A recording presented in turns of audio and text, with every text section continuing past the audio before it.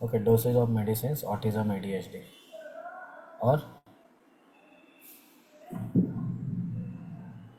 और सबको, हाँ यस, करेक्ट। वही मैं पूछ रहा था कि सबको एडीएचडी और ऑटिज्म के पेशेंट के बारे में चाहिए, बट क्या हम ज्वर प्रतिशत भी तुरंत ठीक कर पाते हैं क्या? यस, कर पाते हैं क्या तुरंत एक दिन में? करेक्ट। एक्यूट कफ कोल्ड वगैरह ये वाले पेशेंट ज़्यादा आने वाले हैं ना। ऑटिज्म के कितने पेशेंट आते हैं आपके पास डेली? रेफर प्रैक्टिस रहेगी तो आएंगे, अदरवाइज नहीं आएंगे। मतलब आएंगे नहीं ऐसा नहीं है, बट जो ज़्यादा आते हैं उसके बारे में पहले सोचो ना। हमें प्रतिशय के बारे में कभी सोचना नहीं होता है। डायरेक्ट न्यूमोनिया, आईएलडी, है ना, ये वाले सब डिसीज चाहिए। सीओपीडी, कितने पेशेंट देखते हो आप सीओपीडी के ओपीडी में? मतलब मैं मेरे से बता रहा हूँ, हाँ, मेरे पास तो डेली नहीं आते बाबा। हाँ, मैं एक सादा प्रैक्टिशनर हूँ, नॉर्मल। जो मेरे पास है वो देने की इच्छा है, इसके लिए लेक्चर सीरीज है। ठीक है। Weight gain for baby, correct, यही पेशेंट आएंगे ना आपके पास। हाइट बढ़ने वाला भी पेशेंट तुरंत नहीं आएगा आपके पास। वेट गेन फॉर बेबी मेरे पास शैया मूत्रता के आते हैं सर, करेक्ट। ये पेशेंट है ना, ये डेली रूटीन के प्रॉब्लम्स है, वो वाले आएंगे आपके पास पेशेंट। करेक्ट।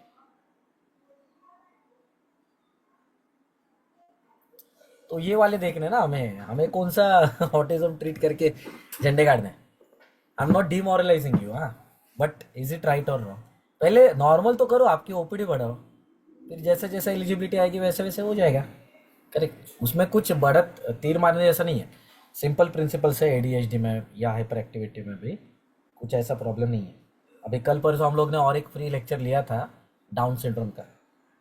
उसके मम्मी ने, मैंने तो हाइपर एक्टिविटी के बारे में बोला ही नहीं था पूरे लेक्चर में। ठीक है, 1.5 घंटे में। But and of the lecture जब उनका ये चल रहा था 5 मिनट्स के फीडबैक में, तो उन्होंने यही बताया ना कि उसका हाइपर एक्टिविटी बहुत कम हो गया है, अभी वो चीज़ों को समझने लगी है। तो क्या है ये, no voice after 3 and more than 3.5 years, creamy constipation, ये वाले पेशेंट है हमारे। करेक्ट। जिन्होंने ये लिखा है ना, आरती जी ने, नितिन जी ने, रजल जी ने, है ना, शर्मा जी ने, ये ये कॉमन कंप्लेंट्स है। शैया मूत्रता मतलब बेड वेटिंग हो, बच्चा बोल नहीं पा रहा है ना, सेंटेंस मेकिंग नहीं है, कॉन्फिडेंस लो है ना। तो चीज़ें अभी काफ़ी बदल गई है। हमारा जो स्कूल एज था, मतलब मेरा, आई एम रनिंग 36, तब का स्कूल का कंडीशन बहुत अलग था और अभी का बहुत अलग है। ठीक है, एलोपैथी के पास ज़्यादा ऑप्शन नहीं है, तो हमसे एक्सपेक्टेशन रहते हैं सर, इसलिए वन ऑफ द टॉपिक भी। हाँ, मतलब ये भी इंटरेस्ट हो सकता है, करेक्ट, अखिलेश जी का, है ना। तो अभी we will jump directly to our excess anger. ये बहुत बड़ी समस्या है। This is not a disease, but वो डिसीज से कम नहीं है, ये ध्यान में रखना। मैं हमेशा बताता हूँ, मैं तब शॉक हुआ था जब मेरा 3 या 4 साल की प्रैक्टिस था। उसको स्टेथोस्कोप, उसके मम्मी ने मना किया। वो बच्चा टेबल से ऊपर चढ़ा, 4 या 4.5 साल का रहेगा। ऊपर जाके उसको इंसल्ट फील हुआ, मतलब पहले इंसल्ट फील हुआ, फिर ऊपर गया गुस्से से, और मम्मी को जाकर पीठ के ऊपर गुद्दा मारा जोरा। मतलब they can feel the insult. ठीक है। मेरी भांजी जब वो 6 साल की थी, जब मेरे माता जी का देहांत हुआ था, तब उसको पता चल गया था कि इंडिका से नहीं जाना है। ठीक है, वेरना चाहिए, बड़ी वाली गाड़ी चाहिए वाइट कलर की, जीजा की। So at the age of 6 years they are understanding too much, मतलब उतना नहीं चाहिए। This kids are informative, not knowledgeable. See, there are two terminologies. Knowledgeable नहीं है ये लोग, ज्ञानी नहीं है, विज्ञानी है। इंफॉर्मेटिव है, सिर्फ इंफॉर्मेशन है इनके पास। करेक्ट। तो सबसे पहले हम लोग, गर्भ कहाँ से तैयार होता है? Again this will be the revision for those who attended the स्त्री रोग एंड पांचोतिक विचार। ठीक है, वहीं से जाएंगे शुरुआत। गर्भ कहाँ से तैयार हो रहा है ना, वो बहुत इंपॉर्टेंट है, बहुत ज़्यादा। और प्रकृति परीक्षण, पीडियाट्रिक पेशेंट में ही हम लोग प्रकृति परीक्षण के ऊपर ज़्यादा ध्यान देते हैं। यस, अदरवाइज इतना मतलब एडल्ट में इतना नहीं रहता है, उस वहाँ पे व्याधि प्राधान्यता ही रखते हैं। ठीक है, तो इस तरीके से अभी ये करेंगे, ठीक है।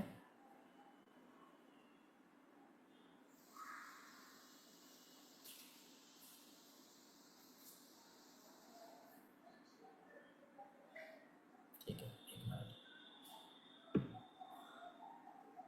एक मिनट, रिकॉर्डिंग स्टार्ट कर दिया ना मैंने? हाँ, चालू है।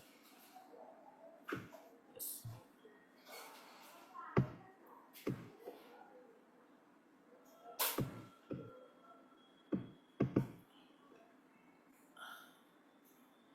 स्लाइड दिख रहा होगा ना सबको? करेक्ट? ओके,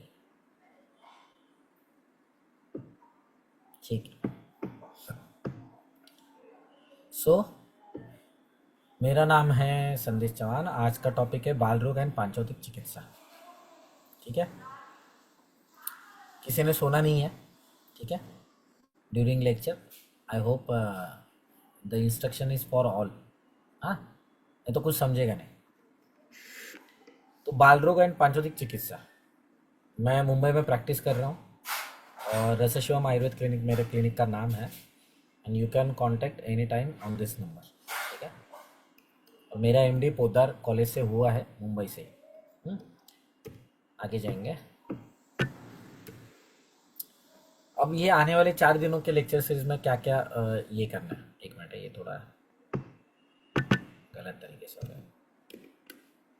सो पांचोतिक embryology, paediatric diseases and its पांचोतिक management, importance of history of chicken pox and measles, पांचोतिक एस्पेक्ट ऑन जेनेटिक डिसऑर्डर्स, ठीक है।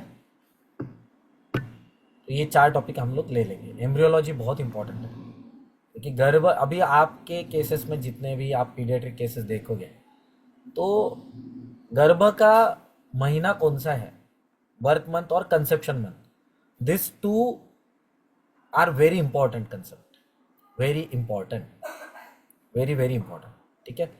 प्री मैच्योर बेबी में भी कैसे कैलकुलेट करना है वो मैं बताऊंगा आपको। कंसेप्शन आपको जब हो रहा है, और उसका देश क्या था, अभी सपोज हम लोग महाराष्ट्र में रहते हैं, करेक्ट। अभी वो पेशेंट सपोज यहाँ से है,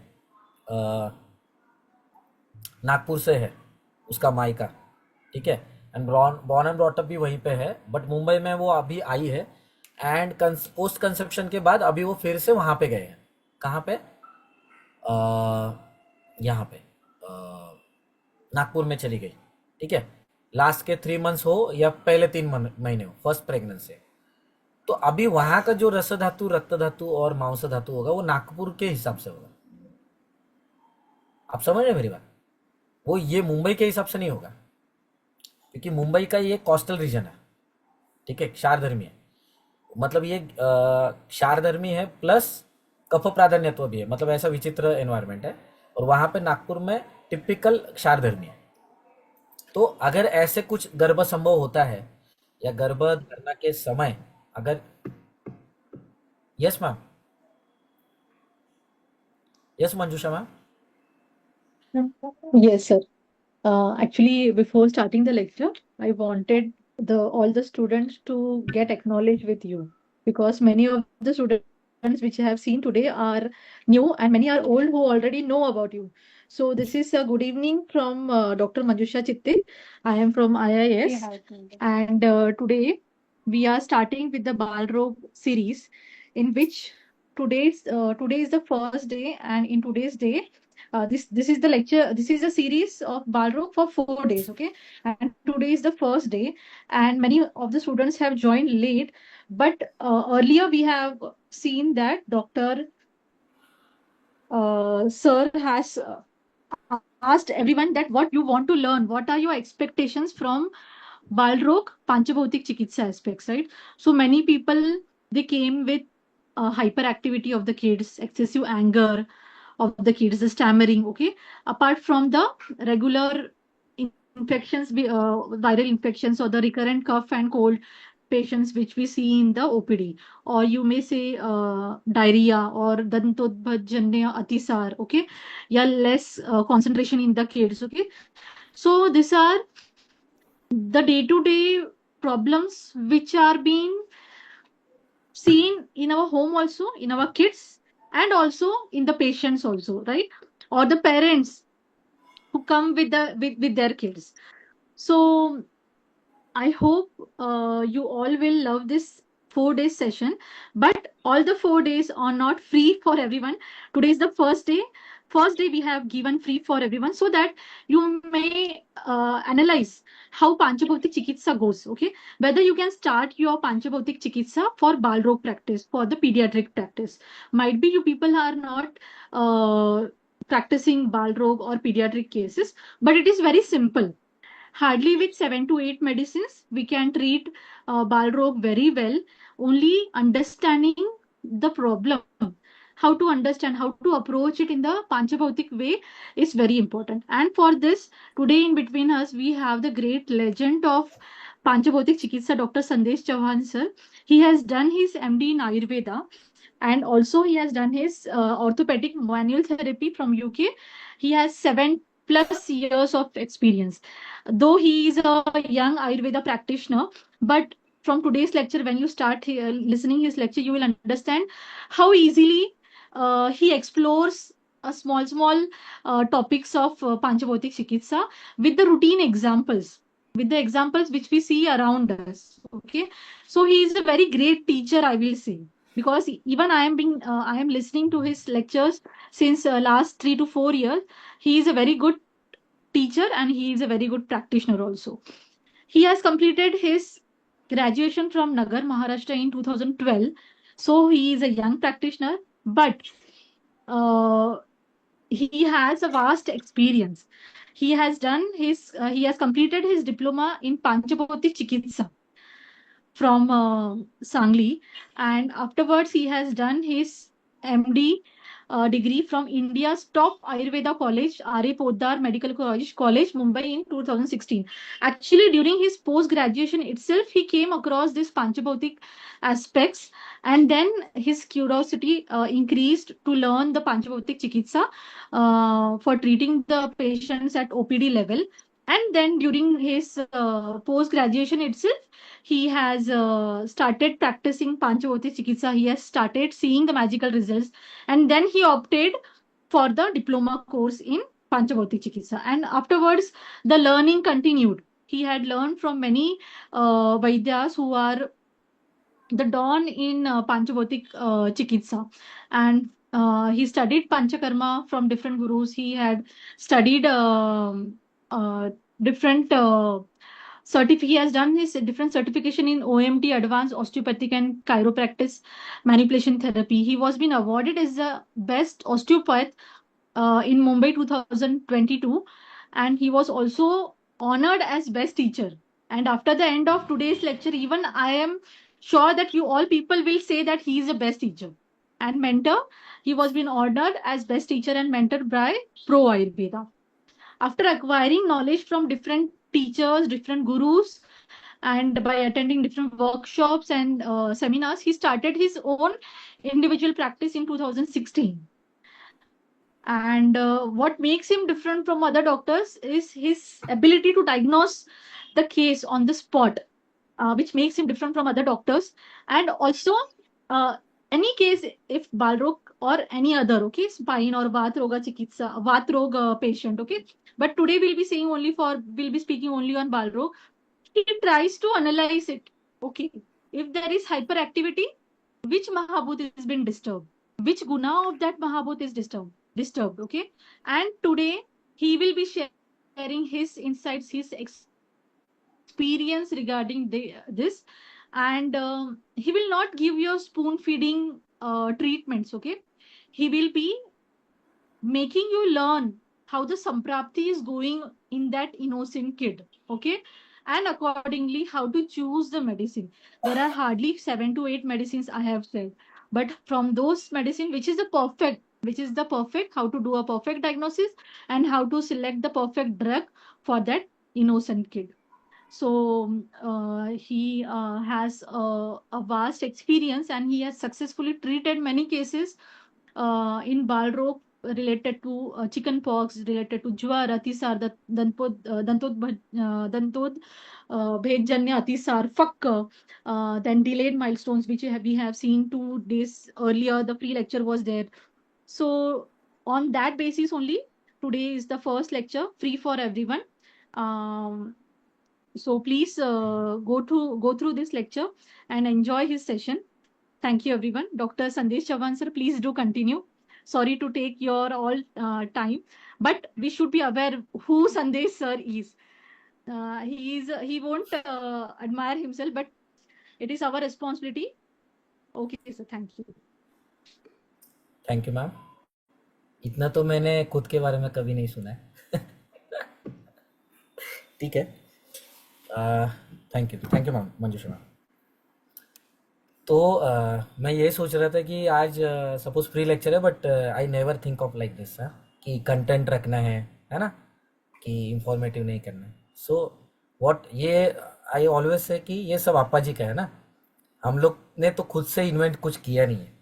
so this is the words, the mistakes are mine, but the pure knowledge is from Appa ji and Shailesh sir, correct. तो सब गुरु का ही होता है, जो भी मिस्टेक रहेगा तो हमारे ही होता है ना। तो ये 4 सीरीज में, 4 दिनों के लेक्चर सीरीज में वी विल फोकस ऑन पांचोतिक एम्ब्रियोलॉजी, पीडियाट्रिक डिसीजेज, इट्स पांचोतिक मैनेजमेंट। वो जवर, प्रतिष्ठा, दंतोत्भेदजन्य अतिसार जो बहुत तकलीफ देता है, दंतोत्भेदजन्य अतिसार में पेशेंट का वेट, वो बच्चे का वेट मतलब रिमार्केबली डाउन हो जाता है वो बच्चा एक्चुअल में, क्योंकि मेरे बच्चे के टाइम भी ये था। ओके, बट पद्मकिट्टा जैसे कल्पों ने हमें बचाया और पांचोतिक संप्राप्ति की वजह से वो चीज़ें सब पता थी। Actually we don't find good, क्या बोलते हैं, वेरी गुड कल्पा, है ना। ड्रग ऑफ चॉइस एकदम परफेक्ट नहीं है मार्केट प्रिपरेशंस में भी। और मतलब आप क्या करते हो दंतोत्भेदजन्य अतिसार में यूज, वो जस्ट टाइप करके रखना जब तक मैं बाकी की चीज़ बता रहा हूँ। Importance of history of chicken pox and measles, ये काफ़ी मिस हो रहा है अभी वैक्सीन की वजह से। वो तो इरप्ट ही नहीं हो रहा है चिकन पॉक्स और मीजल्स, मतलब वो आना चाहिए, ओके आना चाहिए, बट वो नहीं आ रहा है just because of vaccine. Okay, so how it is affecting on the child health in upcoming era of his life. और तारुण्यावस्था में जब इनफर्टिलिटी तक जब केस जाता है, तब ये चिकन पॉक्स और मीजल्स का क्या इंपॉर्टेंस है वो भी देखेंगे। पांचोतिक aspect on genetic diseases. Okay, तो with due permission with the organisers, हम लोग एम्ब्रियोलॉजी न पढ़कर we will see first chicken pox और मीजल्स का इंपॉर्टेंस। चालेल ma'am, Manju ma'am, Manjusha ma'am? Yes, sir. Okay okay, Yes, sir. so that this people will come to know the importance, Right, है ना। sir. Right, sir. Right, sir. Otherwise they won't understand the things, है ना। तो अभी देखते हैं, बताने लायक तो बहुत ज़्यादा है। ठीक है, just, ठीक है। तो ये आपके सामने है बच्चा, कहाँ पे है, यूट्रस के अंदर है। तो आपको ADHD, डाउन स्विंग्स या जेनेटिक डिसऑर्डर, ये सब के बारे में अभी पता लग सकता है। खास जेनेटिक तो एक पकड़ लो 5 to 8 10%, बट बाकी के जितने भी डिसीज आने वाले हैं पित्त के रिलेटेड, ठीक है, मतलब कम उम्र में चश्मा लगना हो, ठीक है, या बाल सफ़ेद होना हो, या कार्शता हो, या कृष्णता हो, या हाइपर पिगमेंटेशन हो, या बच्चे का वेट गेन नहीं हो रहा है ना। ये जितने भी चीज़ें हैं, या दांतों की अलाइनमेंट चेंज हो गई है ऑल ऑफ सडन, कर्लिंग बढ़ गया है, हेयर फॉल हो रहा है, ये सब का रूट कॉज अभी आपको पता लगेगा। Are you interested to listen this topic? Should we go with this topic first? इसके ऊपर हम लोग 1.5 घंटा भी बात कर सकते हैं, इतना इलेबरेटिव है। Would you like to listen? बहुत Yes, सारे sir. ऑलरेडी जो पांचोतिक प्रैक्टिस कर रहे हैं उनको पता होगा obviously, because this is the most basic topic and it has been research and of the Appa जी's लाइफ, है ना।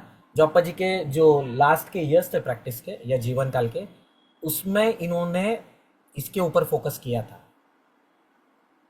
तो अगर अप्पा जी ने इतने सालों के वर्षों के चिकित्सा के अनुभव के बाद अगर इसके ऊपर फोकस किया है, ये टॉपिक के ऊपर, देन इट हैज इम्पोर्टेंस.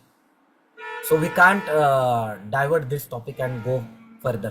तो this is the root cause of every paediatric baby. क्योंकि कितने बच्चों को आ रहा है अभी आपके जितने अभी महिला वैद्य जितने भी वैद्य हैं, कितने वैद्यों के बच्चों को, जिनको बच्चे हैं, उनको मीजल्स और चिकन पॉक्स आया है? बताओ, रेज योर हैंड्स. किसने नोटिस किया है कभी? मेरे बच्चे को तो आया था.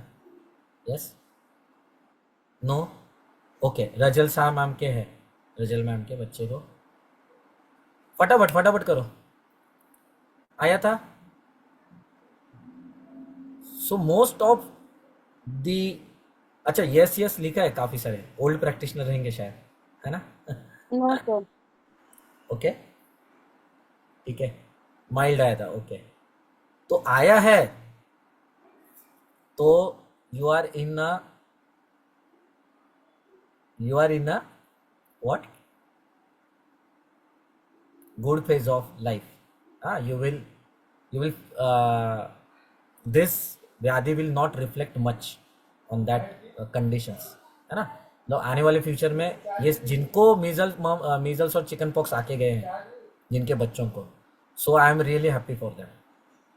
Why? You will come to know after ending of this topic. Okay, so हम लोग आज के टॉपिक में ऐसे स्टार्ट नहीं करने वाले थे, just because of Manjusha madam we have change the topic in very last minute. Okay, so thanks to her, you should thank to her, है ना? तो गर्भ शल्य रूप उष्णता ऐसा कुछ लिखा है मैंने, है ना? शल्य रूप मीन्स व्हाट? शल्य रूप मीन्स व्हाट? लाइक इट्स चुभने वाली उष्णता, है ना? चुभने वाला मोस्टली हम लोग we consider always with the vata dosha. Correct? वो चुभने वाला जो रहता है वो वात दोष से ही हम लोग कंपेयर करते हैं. सूची तोदवत वेदना, है ना? सूचीवत वेदना, तोदवत वेदना. बट शल्य रूप means what? It is not good और it is harmful, which is not good और beneficial, rather we can say harmful उष्णता. Why why and why? कितने लोगों को लगता है कि चिकन पॉक्स और मीजल्स आना चाहिए बच्चों को? Yes, please type in the chat box. ऐसा सोते सोते हुए मत पढ़ना या सुनना मत, प्लीज, आई रिक्वेस्ट. बिकॉज ये आपा जी का कंसेप्ट है. मेरा रहता तो मैं बोलता था आप लेट के आंख बंद करके सुनो, मेरा अगर खुद का टॉपिक रहता तो. हाँ, यस, आना चाहिए क्या चिकन पॉक्स और ये आना चाहिए?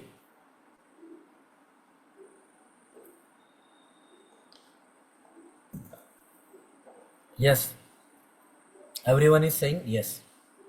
सो everyone must know the reason also. पांचौतिक पढ़ने के बाद लगा आना चाहिए. करेक्ट, हम लोग को भी पांचौतिक के बाद ही पता चला. Till that I was imagining this is as a disease, but these are not the disease according to the modern. These are viral diseases. Okay, but according to us and just thankful to Appa ji, उन्होंने thought process बदला है. Okay, ठीक है. They boost immunity. अभी ये तो थोड़ा सा ये है डॉक्टर जी, वस्त्रज जी थोड़ा डिबेटिंग है कि इम्यूनिटी बढ़ाता है कि नहीं. ठीक है, अभी देखते हैं उसकी वजह से आने के बाद क्या हो सकता है और न आने की वजह से भी क्या हो सकता है. करेक्ट. तो आपको यूट्रस के अंदर बेबी फ्लोट कर रहा है ऐसा दिख रहा है. It's almost more than 5 months का बेबी है. ऑलमोस्ट एवरीथिंग हैज डेवलप और आराम से फ्लोट कर रहा है. आँख बंद है, हाथ फ्लोट हो रहे हैं, पैर फ्लोट हो रहा है, and it attach to the garbha nabhi नाड़ी. ठीक है, सो अच्छे से एकदम फ्लोट हो रहा है. सो इट्स इनसाइड द वोम और यूटरस. अब यूटरस ये जो ऑर्गन है दैट इज द मांसल अवयव. करेक्ट. तो मांसल अवयव अगर जब हम लोग बोलते हैं तो मांस धातु का जो पांचोतिक संगठन रहता है, इट्स अ रिविजन फॉर स्त्रीरोग एंड स्त्रीरोग एंड पांचोतिक विचार वाले डेलीगेट्स के लिए. तो इट्स गर्भाशय. तो गर्भाशय के अंदर बच्चा इतना बड़ा, हाँ, it's grows up to the diaphragm, है ना? 37 वीक तक वहां पे जा सकता है उस यूट्रस का ग्रोथ. मतलब वो मांस धातु ग्रो भी हो सकता है. यह जो गर्भाशय के जो स्नायु है ये मांस धातु है, it can grow up to that height. Okay. अब मांस धातु अगर हम लोग कहते हैं तो मांस धातु मतलब क्या है? मांसम पार्थिवम, ऐसा ढलनाचार्य जी ने कहा है. बट इट हैज आप महाभूत अल्सो. हाउ? अगर आप सुबह उठकर जब आटा गूंथते हो, है ना, चपाती या रोटी बनाने के लिए, तो व्हाट यू आर डूइंग? आप सिर्फ आटा लेकर डायरेक्ट चपाती बनाते हो क्या? नहीं. You are taking the certain amount of water and you keep adding small amount of water and till to get that consistency you are rolling it, है ना. रोल करते रहते हो, रोल करते रहते हो जब तक वो कंसिस्टेंसी आपके हिसाब से चपाती बनने लायक या रोटी बनने लायक जब तक वो नहीं आएगा तब तक आप करते हो. It means if you consider that आटा बिफोर द चपाती वाला, हाँ, जिसमें पानी मिक्स किया है आपने, बस अपने आप अभी सेकने ही वाले हो उस चपाती को, रोस्ट करने वाले हो. उसके पहले वाला जो है ना, जो consistency, you considered it as a mamsa dhatu. अगर आप देखेंगे तो तुरंत टूटता नहीं है. अगर बहुत हार्ड रहेगा तो it will easily break it down. बहुत ज़्यादा पानी अगर डाल दिया तो इजीली वो इजीली आ जाता है, या उसकी चपाती बनी नहीं सकती, रोटी बनी नहीं सकती. Correct. This two things can happen. एक तो बहुत कम पानी, नहीं तो बहुत ज़्यादा पानी. ज़्यादा पानी डालेंगे तो शिथिलता आएगी, कम पानी डालेंगे तो हार्डनेस आएगा. तो दोनों कंडीशन नहीं चाहिए. यूट्रस वाले इसमें मतलब कोई भी मांस धातु में पृथ्वी महाभूत 70% रहता है. पकड़ लो, समझ लो, हाँ, it's not return in the text book. Just आपको इमेजिन करना है आटे के जैसा. तो 70% पृथ्वी के मॉलिक्यूल्स है एंड आप महाभूत के मॉलिक्यूल्स 30% है. आप महाभूत क्या करते हैं? स्निग्ध और द्रव गुण की वजह से इलास्टिसिटी प्रोवाइड करते हैं, खास करके द्रव गुण की वजह से. That's why it can grows up to that level. Are you understanding this concept? If yes then type yes, और if no then type N in the chat box please. We will go slowly. Okay, I know some of you will feel revision. Okay, but still I want answer from you, because repeatedly you are listening to this topic. It will making you uh, easier to learn. Okay, और every time you will see something different. और आपका दिमाग है ना, अचानक लगेगा अरे वो पेशेंट में तो ऐसा सोचना चाहिए था, इसका मैंने पूछा ही नहीं चिकन पॉक्स का हिस्ट्री. देन यू विल मतलब आपका एकदम ट्रीटमेंट ही, you will plan some different drugs, है ना, और इजी हो जाएगा ट्रीटमेंट. ओके. तो गर्भाशय मांस धातु वाला है. क्यों मांस धातु वाला है? उसका और एक रीजन है. जब हिस्टेक्टोमी होता है पेशेंट का, तो जो नए लोग हैं उन्होंने फील किया है कि उनको कटिशूल या जानूशूल होता है. Hysterectomy, post hysterectomy within 6 month, is she complaining about कटिशूल सीवियर, या स्लिप डिस्क लेकर आते हैं, प्रोट्रूजन, एक्सट्रूजन, ऐसा कुछ लेकर आता है आपके पास पेशेंट? जो नए लोग हैं वो आंसर दो. अब सर या कंप्लेंट ऑस्टियोपोरोसिस, हाँ, यस, कंप्लेंट कर सकते हैं। करते हैं ना कंप्लेंट. करेक्ट. या not able to stand longer while making food, है ना, ये लेकर आते हैं. मतलब क्या है? ये जानू संधि हो या अस्थि हो, वहां से अचानक पृथ्वी निकल जाने की वजह से तेज वायु आकाश बढ़ते हैं. ओके, शरीर में, उस स्त्री शरीर में, क्योंकि हिस्टेक्टोमी ये पृथ्वी का अवयव है, सॉरी, गर्भाशय ये पृथ्वी का अवयव. ठीक है. अगर वहीं से अगर पृथ्वी के मॉलिक्यूल्स निकल गए तो फिर प्रॉब्लम तो आएगा ना. तो मैंने आपको बेस्ट एग्जांपल दिया है हिस्टेक्टोमी का, जो एवरीवन इज फीलिंग और हैव नोटिस्ड, है ना. हिस्टेक्टोमी के बाद पेशेंट का पेन बढ़ता है, कटिशूल या जानूशूल खास करके. ठीक है. इसका मतलब गर्भाशय ये पृथ्वी महाभूत है. तो और उसका और एक रीजन भी है पृथ्वी महाभूत होने का. क्यों? क्योंकि शरीर में सिर्फ एक ही ऐसी एंटिटी है जो 9 महीने तक, इतने लंबे समय तक धारण होती है, वो है यूटरस. यूटरस गर्भ को धारण करने वाला. नहीं तो ब्लैडर देख लो, 4 to 6 आवर्स धारण करते हैं. करेक्ट. आप पुरुष ले लो, 12 to 24 आवर्स आंत्र धारण करते हैं. आप और क्या है? मलमूत्र, गर्भ, और क्या है? और एक एंटिटी है, कौन सी? और एक मैं भूल गया अभी. तो ये 3, और रज, रज है, रज. स्त्री शरीर में रज भी धारण होता है 30 दिन के लिए, 28 से 30 दिन के लिए, एंडोमेट्रियल। करेक्ट। मतलब 30 दिन के बाद उसको शेड ऑफ होना है। 12 to 24 आवर्स के बाद आपको स्टूल एक बार तो पास करना है। 4 to 6 आवर्स में एक बार तो आपको यूरिन के लिए जाना है। मतलब ये ब्लैडर का कैपेसिटी सबसे वीक है। उसके बाद आंत्रक का कैपेसिटी आता है। उसके बाद यूट्रस का कैपेसिटी है, मतलब वो रज धारण के हिसाब से। और सबसे बढ़िया अगर है तो 9 महीने तक धारण काल अगर है वो तो गर्भ का है। तो 9 महीने तक अगर किसी चीज को होल्ड अप करके रखना है, उसका मतलब धारणे स्थिर रहा। अगर ये स्थिर गुण प्राकृत चाहिए, वो कहाँ पे है? गर्भाशय में है, वो पृथ्वी महाभूत में है। इसीलिए गर्भाशय इज पृथ्वी महाभूत। Now you got the point. आगे देखेंगे चिकन पॉक्स और मीजल्स के ऊपर आने वाले हम लोग। Are you getting this concept? Yes. सोना नहीं है बिल्कुल। हार्डली 7 to 8 लोग ये कर रहे हैं, है ना। Maybe most of the doctors are practice GP, है ना, उनको टाइम नहीं मिल रहा होगा। सुनने की इच्छा बहुत होती है, बट ये पीक लेवल रहता है ना, 9 to 10 या 9 to 11। करेक्ट। तो नए लोग जो बिल्कुल ही पांचोदिक नहीं जानते, उनको टॉपिक समझना बहुत इंपॉर्टेंट है। ठीक है। तो पृथ्वी महाभूत है और ये हो गया। अब वहां पे गर्भ का धारण हो रहा है। अगर वहां पे गर्भ का धारण होता है, अभी हम लोग ने ये इस्टेब्लिश कर दिया है कि गर्भाशय ये पृथ्वी महाभूत का सिंबल है। और फिर उसके लिए हम लोग ने चपाती वाला भी उदाहरण लिया, रोटी वाला, आटे का। ठीक है। तो मांस धातु इलास्टिसिटी क्यों है?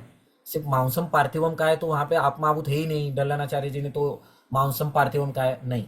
You have to think logical, always logical and with the examples.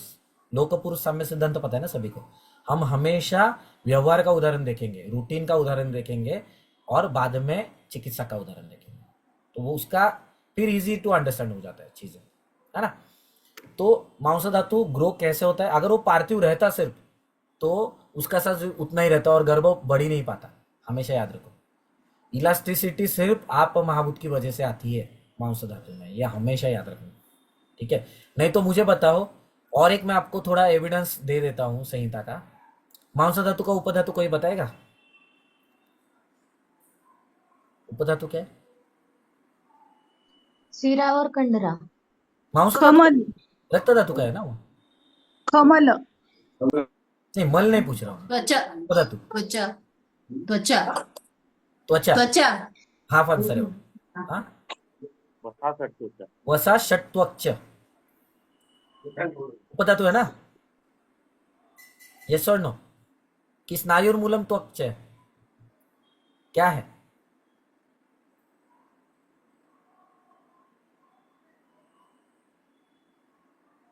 मूल स्थान क्या? स्नायुर्मूलम त्वक्च है मांस धातु का। स्नायु है ना उसमें।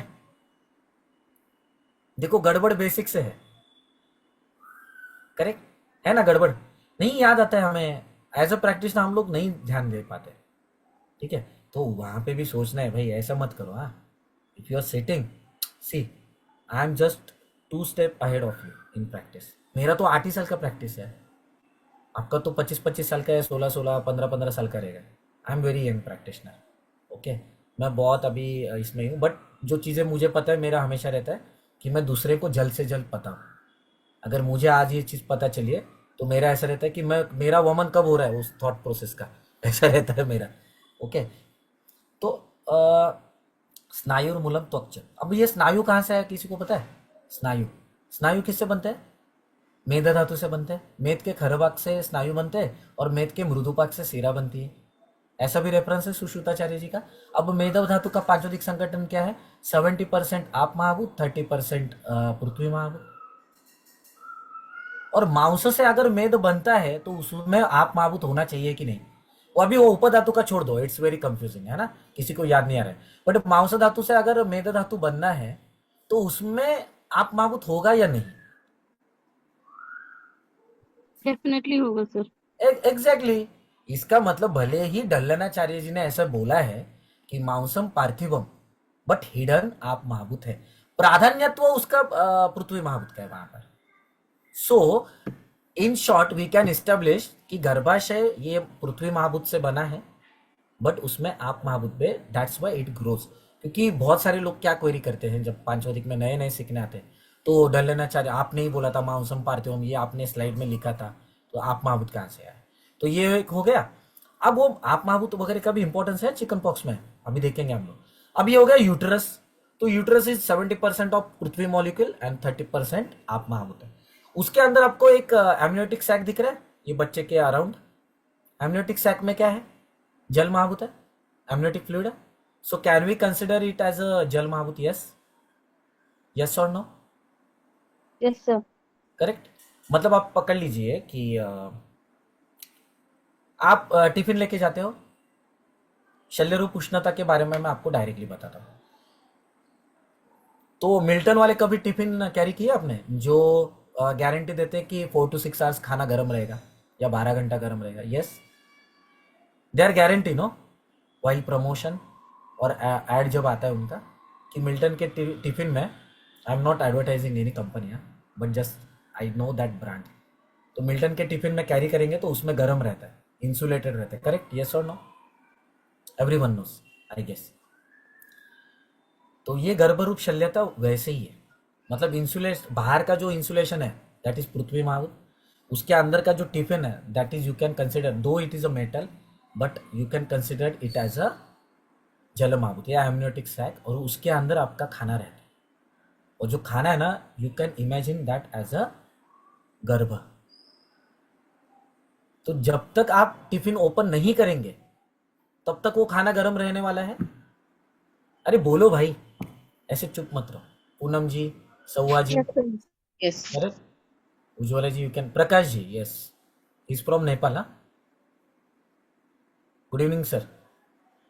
सो Hindi is easier to learn, so sir, Prakash ji. Sir, he can speak very well Hindi. अरे वाह, So Prakash will great, say, no problem. Great, okay. The old तो student. Shamim ji, you are understanding the concept, no? So the thing is what we are हाँ, Milton का tiffin के बारे में देख रहे थे ना।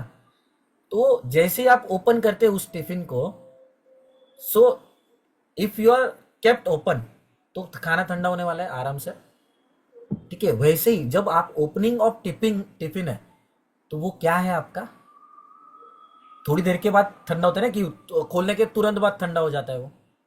नहीं, ऐसा कभी नहीं होता है, नेवर, कि खोलने के तुरंत बाद वो गर्म खाना ठंडा होता है दूसरे मिनट में। वैसे ही गर्भ का भी है, वो गर्भरूप शल्यरूप उष्णता अंदर दबी हुई रहती है। अब टिफिन के फूड के मामले में वो ज्यादा से ज्यादा आधा पौना घंटा रह सकता है ओपन रखने के बाद गर्म, बट अदर गर्भ में ये अंदर के अंदर ही रहते हैं। समझ में बात? क्यों? क्योंकि दैट दिस गर्भ बढ़ रहा है, करेक्ट। गर्भ तो रुक नहीं रहा है, उसमें कंटिन्यूसली सेल डिवीजन चालू है, कंटिन्यू चालू है, ठीक है। अगर ये छोटे से गर्भ से, मोरिरा ब्लास्टुला से लेकर अब अगर इतना बड़ा गर्भ हो जाता है, उसके अंग प्रत्यंग 3rd मंथ से स्टार्ट हो जाते हैं दिखना, इसका मतलब क्या है? उसको एक स्ट्रक्चरल चेंजेस आ रहे हैं उसमें। अब स्ट्रक्चरल चेंजेस अगर लाने हैं तो कौन सा महाभूत इंपॉर्टेंट है? Anyone who has attended previous lectures? Yes, फटाफट आंसर करो। यस, तेज महाभूत। मतलब आपको लास्ट वाला लेक्चर समझा है। तेज। इसका मतलब लास्ट वाला लेक्चर समझे, चलो। So I can admire myself, okay, for this. तो तेज महाभूत क्यों? मतलब आटे से आपने चपाती बना दिया, मतलब वो खाने लायक हो गया, करेक्ट। इसका मतलब आटा तो खा नहीं सकते थे, बिकॉज उसके ऊपर तेज महाभूत के उष्ण गुण के संस्कार नहीं हुए थे, करेक्ट। और वो खाने लायक कब हो गई? उसके ऊपर संस्कार होने के बाद, क्योंकि संस्कार की डेफिनेशन क्या है? संस्कारो गुणांतर धानम, गुणों में परिवर्तन आएगा संस्कार के बाद।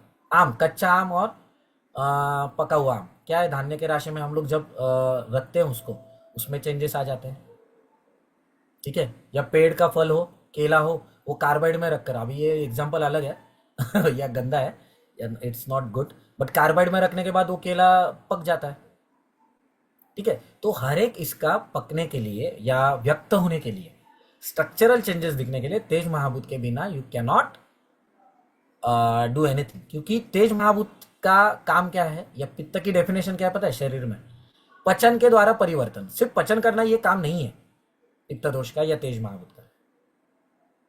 पित्त दोष का या तेज महाभूत का सिर्फ पचन करना ये काम नहीं है, पचन के द्वारा परिवर्तन, मतलब वही फूड मॉलिक्यूल्स को ग्लूकोज में, फ्रक्टोज में, उसमें जो भी जो जिसको चाहिए उसके इसमें कन्वर्ट करना, ये काम तेज महाभूत का है।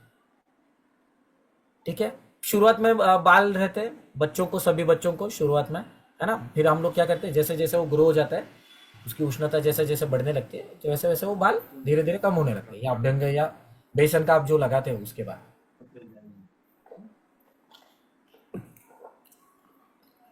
तो इसका मतलब क्या है कि तेज महाभूत के द्वारा ही स्ट्रक्चरल चेंजेस पॉसिबल है।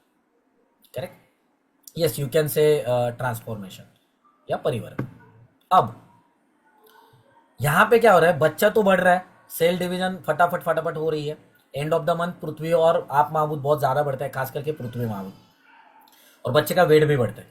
अब जितना स्ट्रक्चरल चेंजेस होगा उतना तेज महाभूत बढ़ेगा या नहीं होगा, क्योंकि इतना सा था वो सेल डिवीजन, एक सेल से दो सेल, दो से चार, चार से आठ, आठ से 16, 16 से 32, 32 से 64, 64 to 128, 128 to 256, 256 to 512 and so on, है ना। ये फटाफट फटाफट हो रहा है। सो सेल डिवीजन हो रहा है, वायु एनम विभजति, आकाशम विवर्धयति, तेज एनम पचति।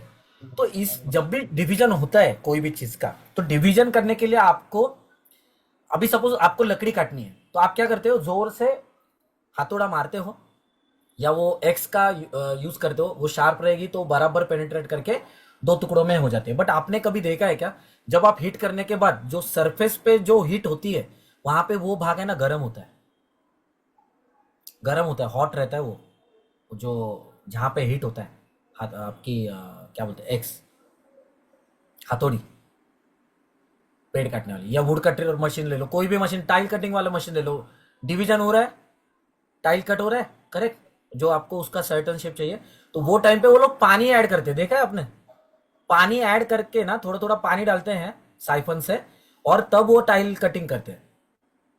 तो पानी की स्निग्धता भी मिलती है जल महाभूत की, उसकी वजह से वो आवाज कम आता है और इजीली कट होता है, समझा। तो वेनेवर, बट वो क्या होता है, हिट भी होता है, टाइल हिट होता है और वो मशीन भी हिट होता है, देखो। तो इसका मतलब क्या है, जब भी डिवीजन होगा तो सेल डिवीजन के टाइम भी तेज महाभूत एक्सेसिवली होगा, प्रोड्यूस होगा। बट वो तेज महाभूत ट्रांसफर होना चाहिए था बाहर, करेक्ट। अभी वो तेज महाभूत बढ़ रहा है, बट वो ट्रांसफर होना चाहिए था। अब वो ट्रांसफर हो रहा है क्या, बाहर हो तो रहा है, बट वैसा नहीं हो रहा है। क्यों? क्योंकि first hurdle is amniotic fluid, मतलब जल महाभूत, and the second most hurdle is गर्भाशय का पृथ्वी महाभूत। अब समझ में आया? Are you getting this concept? Yes? Anyone is having doubt understanding this concept?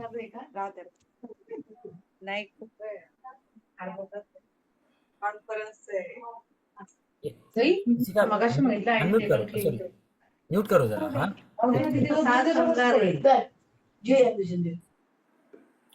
तो किसी को कुछ ये इसमें डिफिकल्ट है क्या? मतलब वो जो गर्भगत जो उष्णता थी, तेज महाभूत था, अब वो ट्रांसफर नहीं हो पा रहा है। वाई?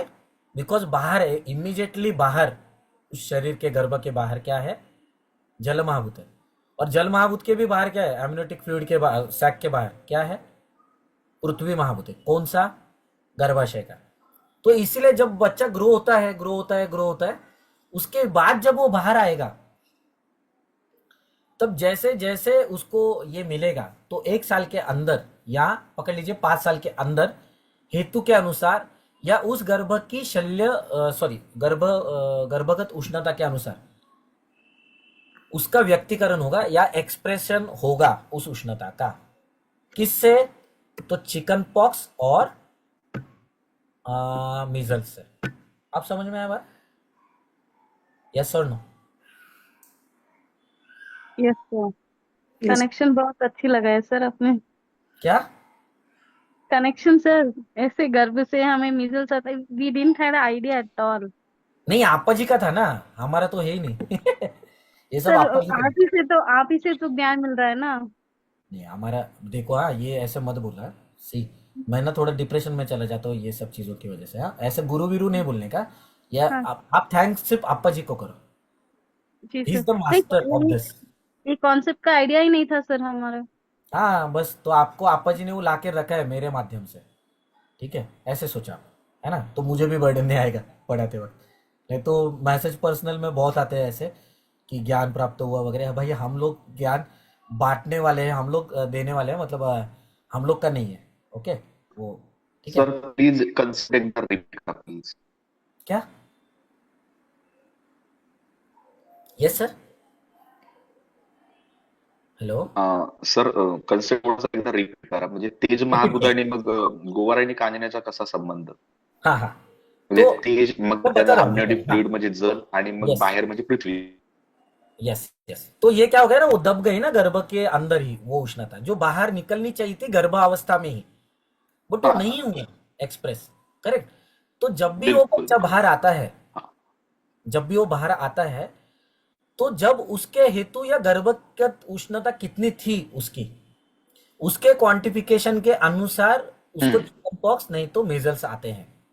मतलब वो व्यक्त होना चाहिए, वो गर्भगत, ये गर्भशल्य सॉरी ओके शल्यरूप उष्णता है जो ओके बाहर निकलनी चाहिए थी, but just because of vaccination हाँ. ये प्रॉब्लम में आ रहा है। आप येस येस पोलियो का येस. वैक्सीन दे दो, कोई प्रॉब्लम नहीं है। ओके टिटेनस का दे दो, which is life threatening, so you must give. Right now we don't have any panchotic aspect right now on those diseases, polio और इसके ऊपर ऊपर है, बट अगर आपके बच्चे को हो गया तो मज्जा धातु की विकृति करता है ना वो पोलियोमाइलाइटिस, ठीक है, चांस ही नहीं है रिकवरी का वहां पे, ठीक है। बट वो जाने दो, that apart from this, but vaccination is hydel now. But अगर मैं ये ओपनली अगर बोलूंगा, और कोई कोई कोई क्या बोलते हैं, नेशनल पॉलिसी वाला अगर कोई वैद्य अटेंड करेगा, he will directly complain about me कि ये गलत पढ़ा रहे, वैक्सीनेशन नहीं देने के लिए बोलो। मैं ये बोल नहीं रहा हूँ, it's completely depend on you. Okay. Doctor sir इस राजेश पे कल ही कक्कर मेरा डिबेट जो हुआ एक जो डॉक्टर के साथ. यस यस, जो डॉक्टर राजेश कक्कर जी हैं, is practicing more than 45 years I guess in Gujarat. वो जब करते हैं ना, एक भी बच्चा, जितने बच्चे हैं उनके पास डेटा है मोर देन 600 to 1000 बेबी का, जिनको वैक्सीनेशन दिया नहीं है उन्होंने, ठीक है। अब तो वो खुली तरीके से बोलते हैं क्योंकि गुजरात गवर्नमेंट के साथ उनका ये भी है स्वर्ण प्राशन वगैरह का, ठीक है। He is openly saying now, but right now I can't say don't give. I will say think about it, what I will say think about it, is it good और बैड। वैक्सीन की वजह से क्या sir होता है ना, मैंने नहीं दिया शल्यरूप सर मेरे उष्णता बच्चे को निकलनी चाहिए, वैक्सीन. शल्यरूप उष्णता जो निकलनी चाहिए ना, इट इज नॉट एक्सप्रेसिंग, अब वो दबी रहेगी।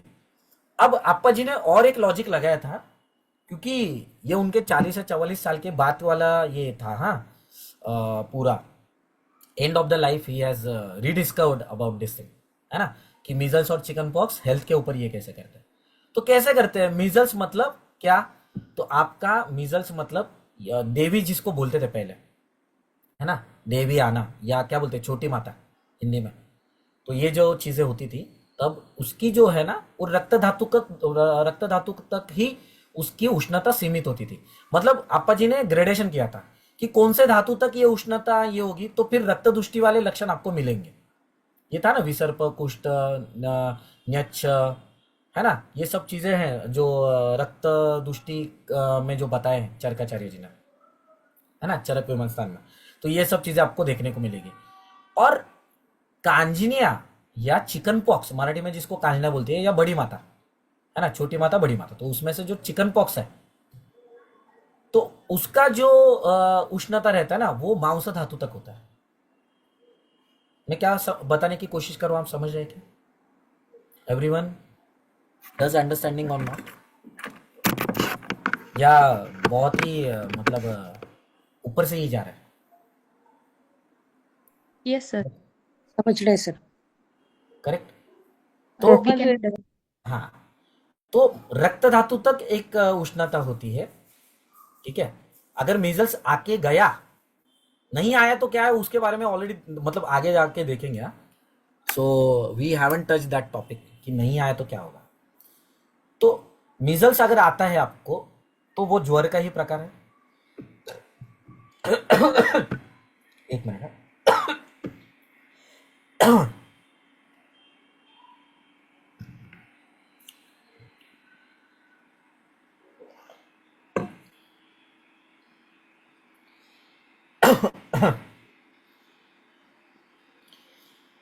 ज्यादा बात करने की वजह से क्या होता है, कंठ में क्या है, उदान वायु है, उदान वायु का संचार स्थान है, और उदान वायु का पांचभौतिक संगठन वायु प्लस तेज महाभूत है। So what I am doing, I am drinking स्निग्ध एंड द्रव गुणात्मक जल महाभूत। तो यहाँ पे भी पांचभौतिक है, अभी जो मैंने एग्जांपल दिया, ठीक है।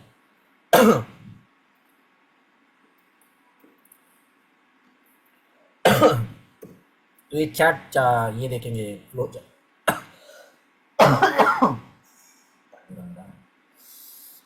Just a moment. आप तब तक रीड करो।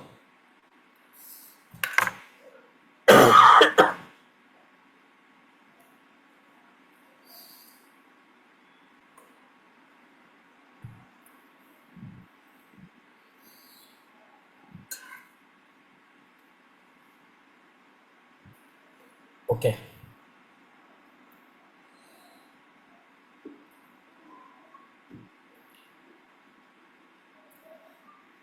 सबने पढ़ लिया? एक बार we will go through.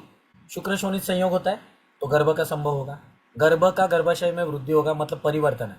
मॉरुला blastula से लेकर वो गर्भ इतना बड़ा हो जाता है जिसको आँख नाक कान मुंह सब रहता है, 2 हाथ 2 पैर सब चीज़ें रहती है वहाँ पे।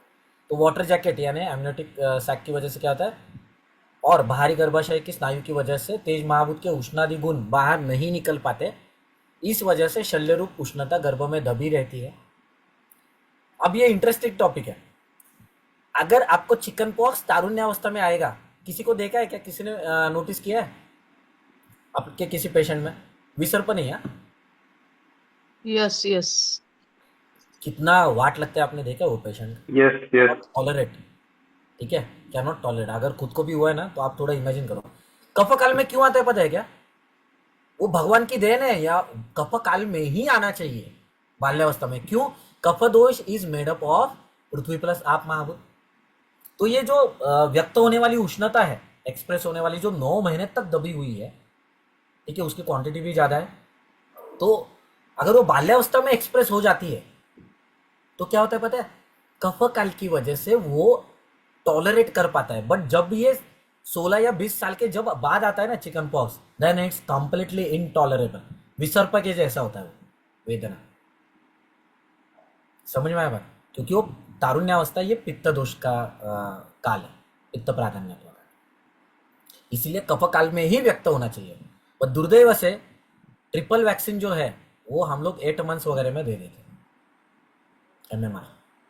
ये प्रॉब्लम है, जानो अभी क्या है, कुछ चीज़ें हम लोग गवर्नमेंट को समझा नहीं सकते, बट आएगा आने वाले दिन में। इसीलिए कफकाल में ही आना चाहिए, उसको बोलते हैं शीतला रोमांटिक। Now you got the concept? Anyone is still doubt about it? Anyone? सबको समझा है? अब इसकी वजह से क्या होता है ये बताएंगे हम। 14 साल की उम्र में भी it's not very tolerable. Yes, we will come to that topic also. हाँ आदित्य जी, डोंट वरी। 4 लोग ही सिर्फ जगह है क्या पूरे मीटिंग में? Yes, I want answer from everyone. 127 है, मुझे छोड़ के 126 है, तो at least 100 people should answer this. ठीक है, correct, okay. So session should be interactive ना, करेक्ट? Hello sir.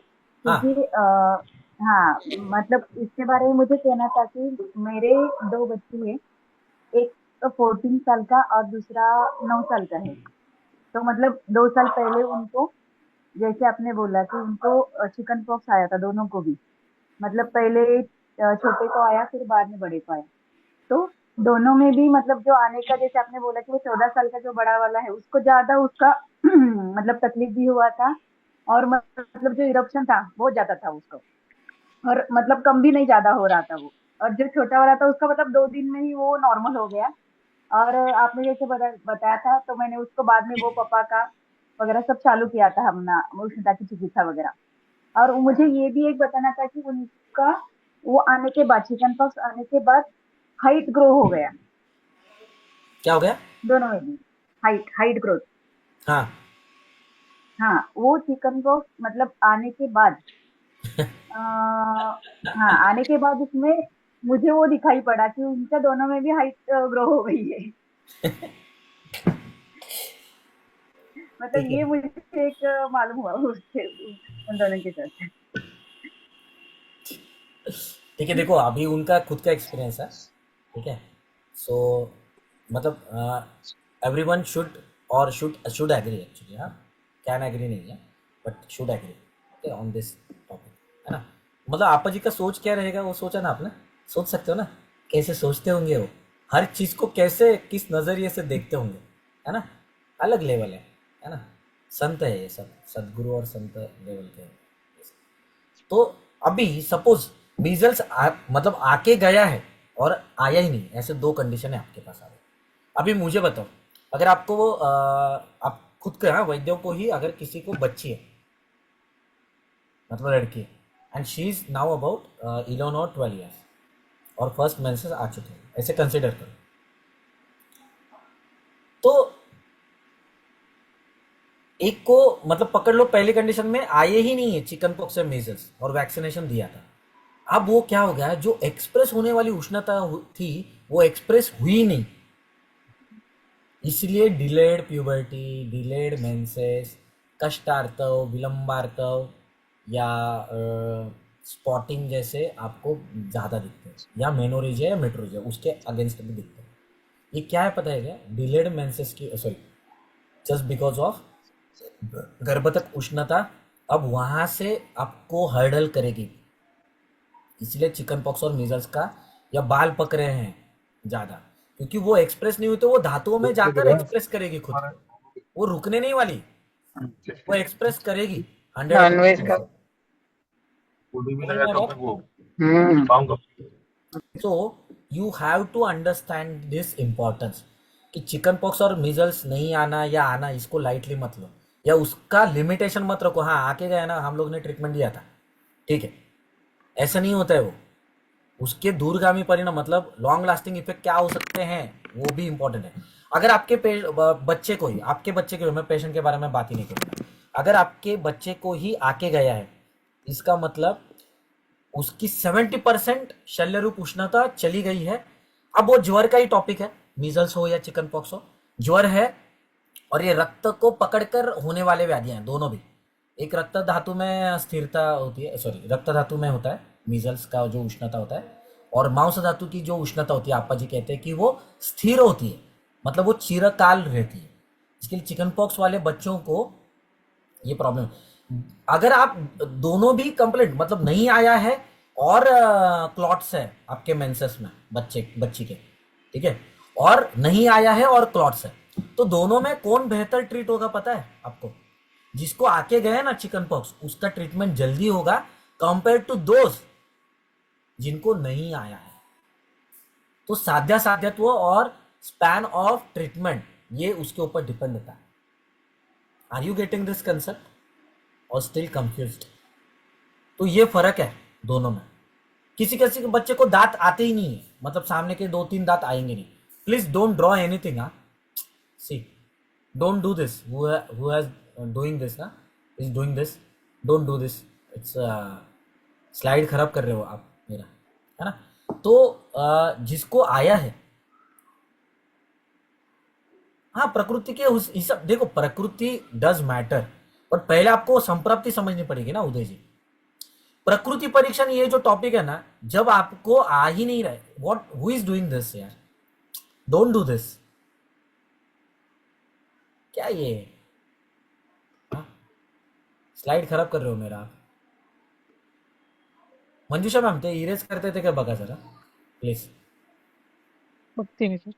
हाँ, तो आपको जब ये है, आपके पास इसीलिए ऑप्शन रहते हैं। अगर आप चिकन पॉक्स और मीजल्स का हिस्ट्री पूछते हो, नहीं आया है, तो you have to know this कि हाइपर एसिडिटी लेकर आया आपके पास बच्चा, या बाल सफेद है, ठीक है, या बाल झड़ रहे हैं, then they will need more time.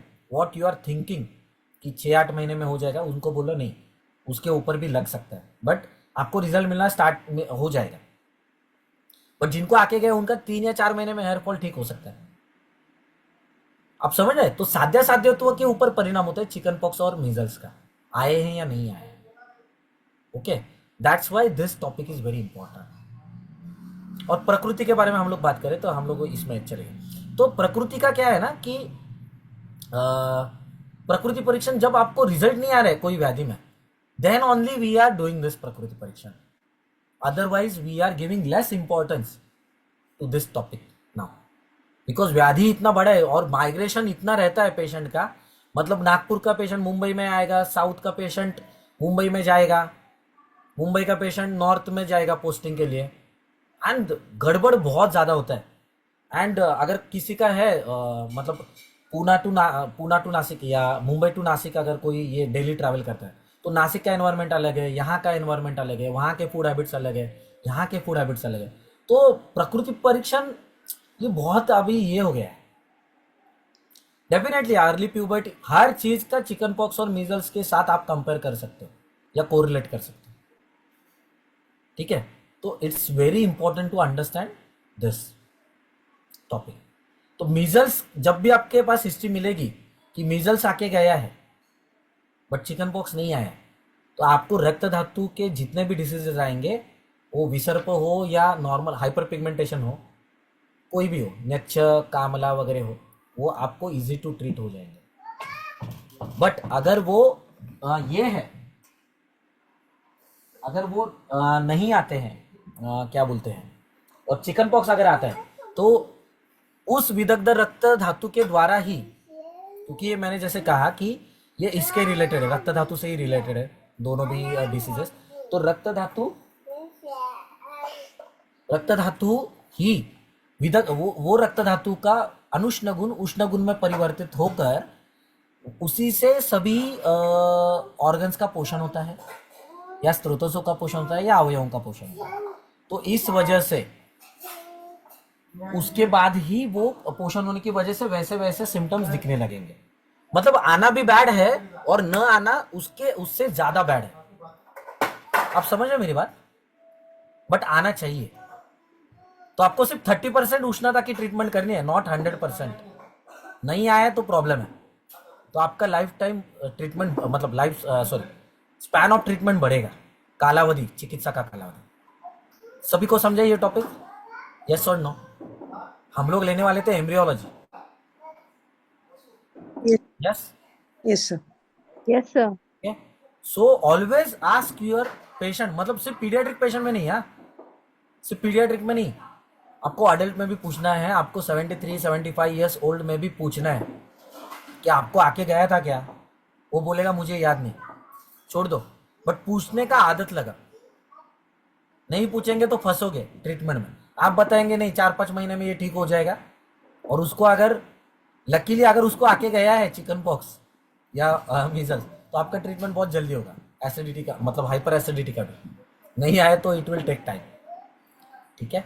तो इस तरीके से हम लोग सोचते हैं मीजल्स और चिकन पॉक्स के बारे में, ठीक है। मुझे भी नहीं आया गीता जी ने लिखा। Okay, so Manjusha ma'am, we will stop here today. Okay, Yes, sir, no problem. हाँ, yes Asha ji, Yes, sir.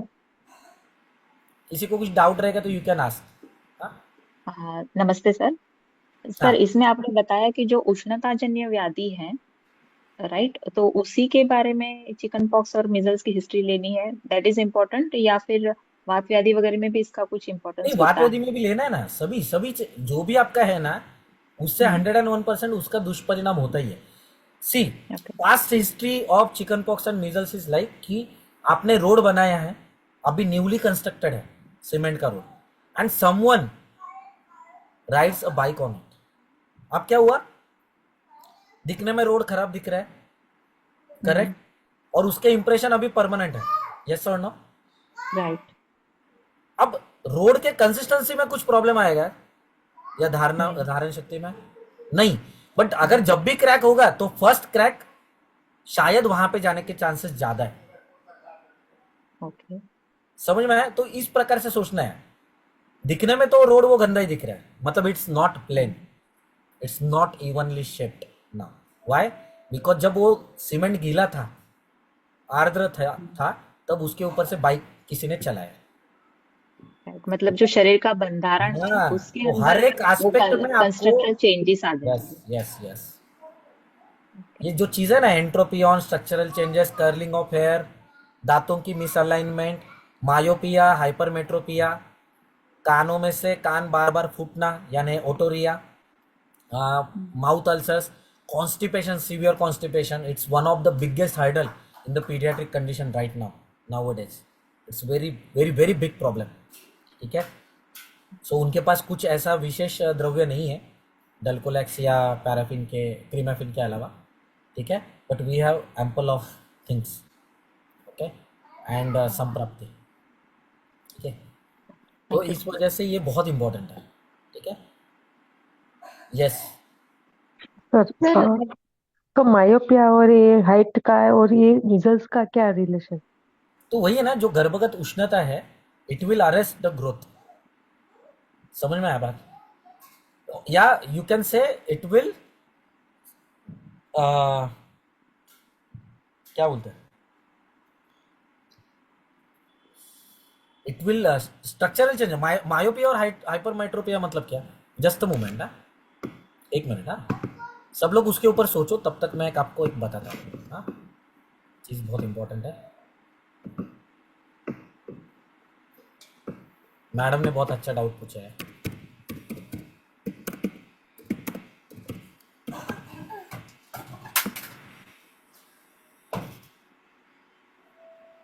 अरे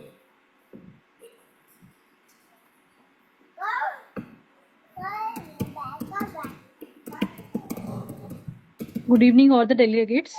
Till Sir is sharing his slide, let me make an announcement over here.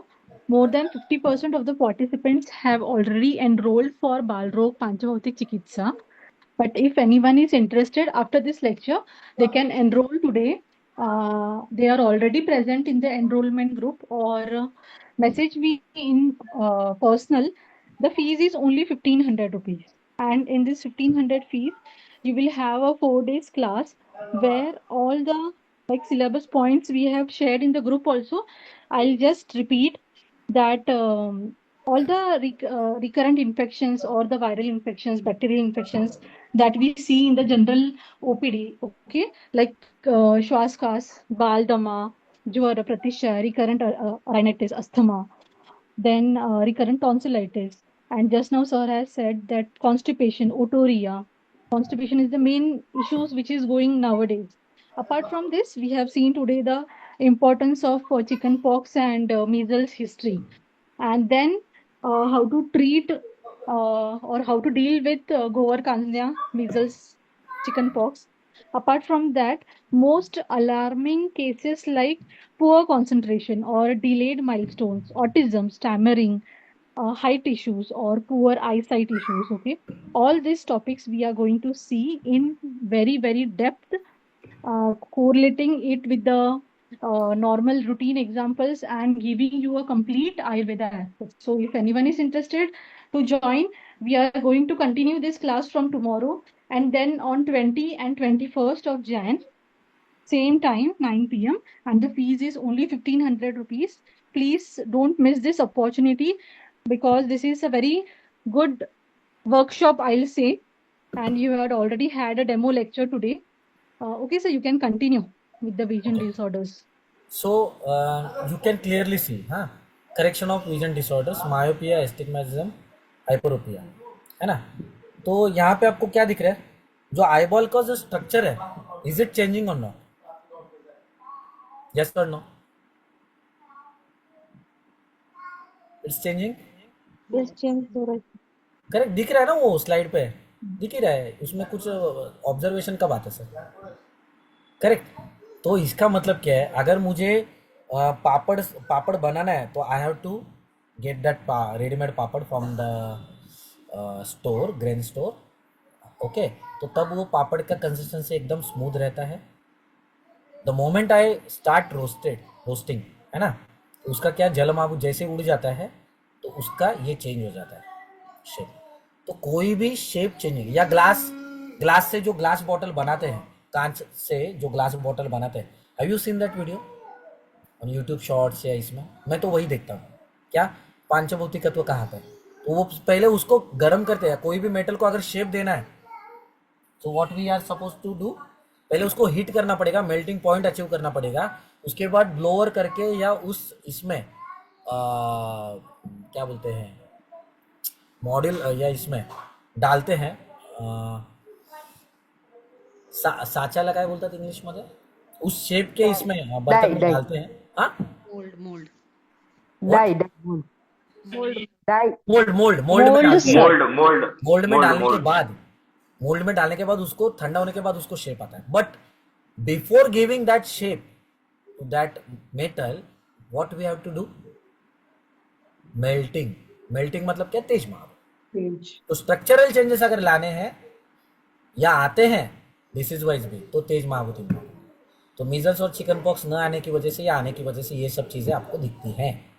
आई के लेवल पे भी कर्लिंग ऑफ हेयर के patient बहुत बढ़ गए हैं अभी. देखो यहाँ पे भी अभी हेयर लाइन पीछे जा रही है सबकी, just because of radiation of from this फालतू डिवाइस, है ना, मतलब मोबाइल की वजह से रेडिएट हो रहा है, उसकी वजह से भी हो रहा है. सो everywhere you can apply this principle of Appaji. So I hope you have enjoyed this lecture. So sir ये इन्फेक्शन नहीं है क्या सर? क्या ये जो इन्फेक्शियस नहीं है क्या चिकन पॉक्स? क्योंकि एक सीजन में it's contagious हाँ कंटेजियस है. because it's viral diseases. varicella और variola virus से हो रहा है according to the modern.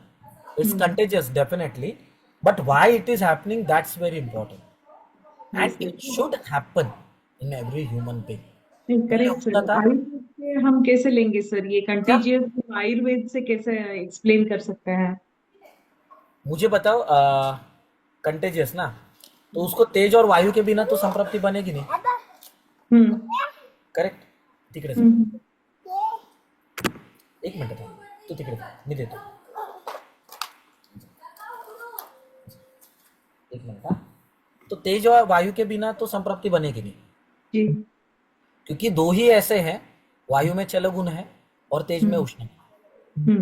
ठीक है, अगर आपको चेंजेस लाने हैं दूसरे में भी, तो this is only the option. Okay जी. तो कंटेजियस का आप ये थोड़ा सा हम लोग साइड में रखेंगे, बट ये बहुत इंपॉर्टेंट है कि उसको, उस कंसेप्ट को समझना अप्पा जी के दृष्टिकोन से.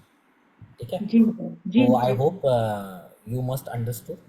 आरती मॅम, आपल्या यांचं यजमानांचं नाव काय? माझ्या मिस्टरचं हा? सुधींद्र आहे सर. अच्छा, नाही, एक वर्कशॉपला अतुल मुजुमदार आलेले ना, म्हणून विचारलं. अच्छा अच्छा. नाही सर, हे आम्ही पुणेकर आहे सर. हो, ते पण पुण्याचेच आहेत. हो का? हाँ. अच्छा अच्छा. चलिए, चलो अभी रुकते हैं यहाँ पे. सभी को श्री कृष्ण रात्रि. सर श्री और कृष्ण. नाम जपते रहो, है ना. नाम जपेंगे तभी अप्पा जी पास में आएंगे, ये ध्यान में रखना. हाँ, चलो सभी को श्री कृष्ण. जय श्री कृष्ण. कृष्ण रात्रि सर.